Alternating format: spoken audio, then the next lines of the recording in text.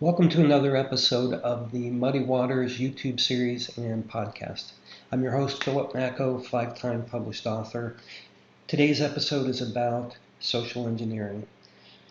Cybercrime gang Silence began their attack with non-malware emails that they sent out to a targeted financial institution. And these appeared to be just harmless, bulk emails, spam emails. But fortunately for Silence, and unfortunately for the financial institution, several employees took action on those emails. They opened links, and again, nothing super malicious, but what it enabled them to do, this gang Silence, is to begin to collect information about staff members, employees. And then they took a long pause. And it's very common in these types of attacks when, look, human nature, you receive an email, you take an action on it, nothing happens. Weeks later, you forget about the whole incident, right? It's this effect of recency.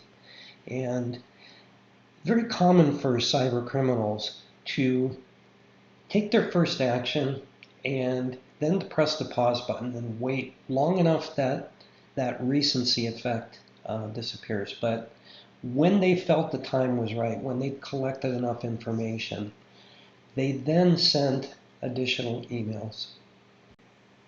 So now they sent a number of very targeted emails to those employees whose data and information they had some access to.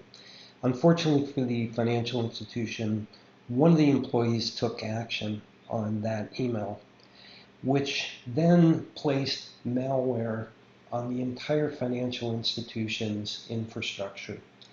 And over the course of only 3 months, the Silence Group was able to secure over $3 million from that bank. That wasn't their only attack. That was probably their largest. All across Eastern Europe, they were able to infiltrate other organizations using similar techniques. In those cases, hundreds of thousands.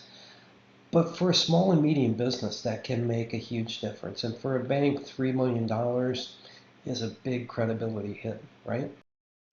According to Verizon's 2024 data breach report, it recorded over 3,300 attacks on financial institutions and insurance organizations alone, with 1,115 successful attacks.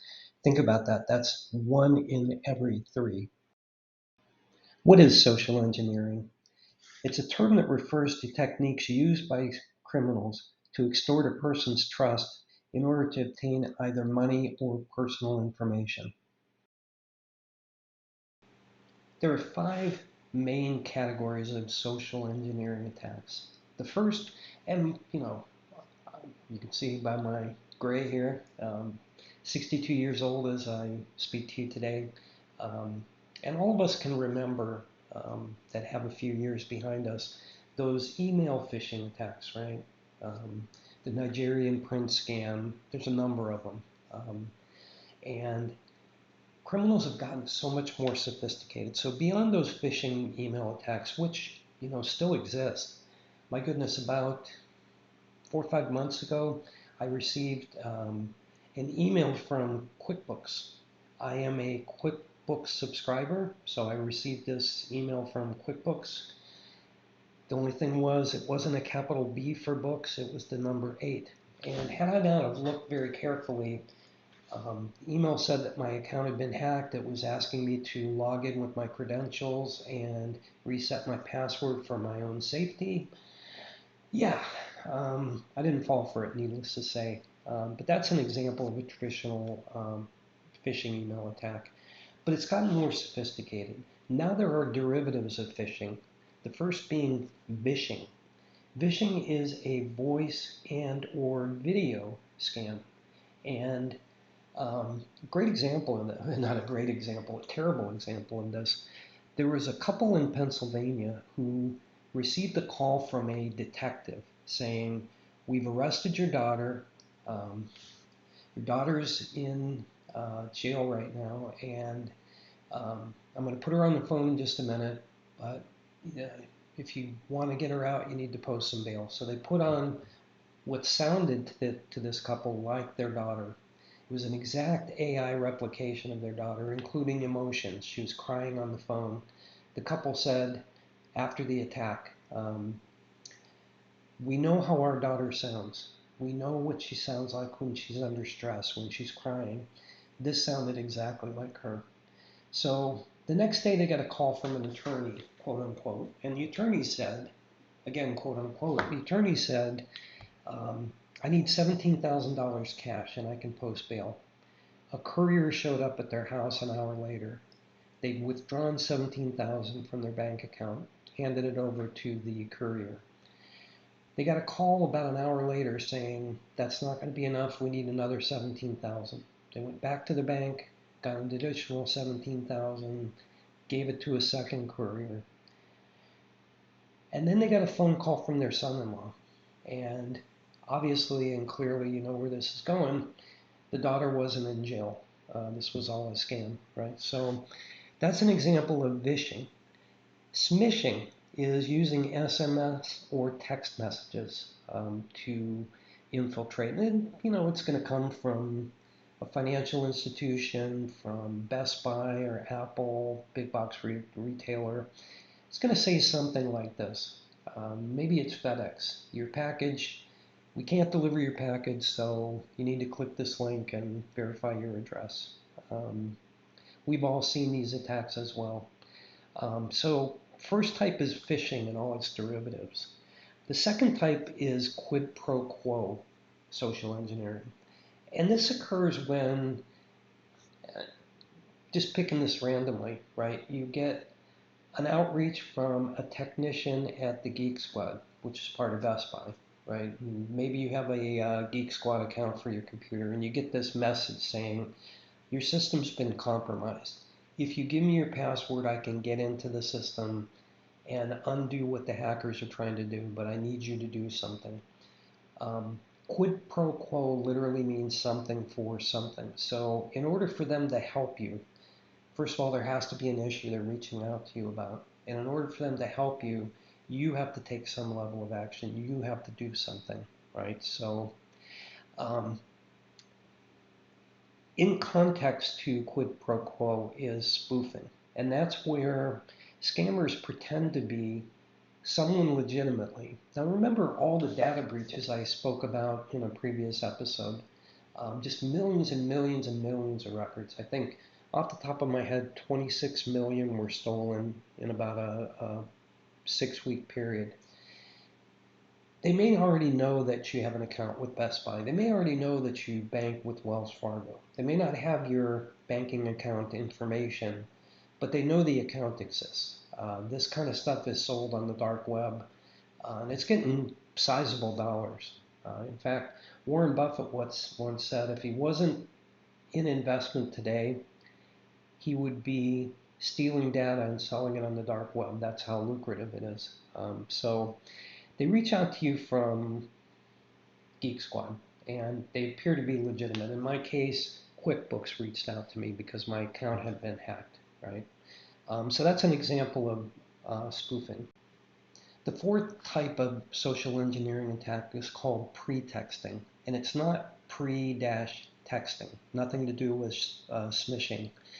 Pretext, as in connotations behind something. What law enforcement refers to as sock puppet accounts. And what that means is fake identities, compelling backstories, and a convincing narrative that they use to gain your trust before attempting to take something from you, information, money, whatever it may be. So remember that term, sock puppet account.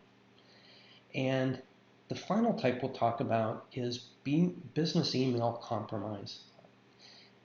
As an example, I consulted for a company about 3 years ago, and that company hired a technology expert to come on staff and manage their systems.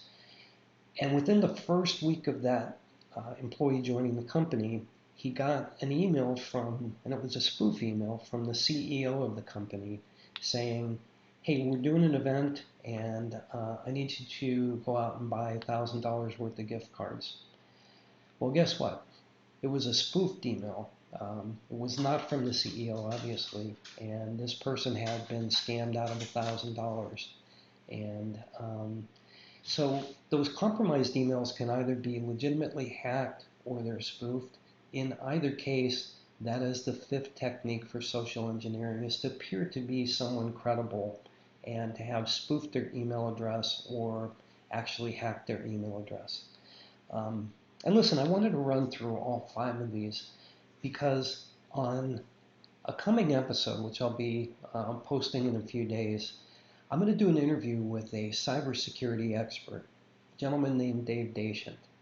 Dave has been in CIO, Chief Information Officer roles for over 2 decades, and he will get into how to protect yourself from social engineering attacks, what you need to know about them, what systems, processes, and technologies can be put into place to protect you and potentially your company from bad actors. So I hope you got something from this episode. I hope you'll tune in on the next one because these two work hand in hand together, and you're going to get a lot of good insights from Dave in the interview coming up, which again is going to post in a couple days.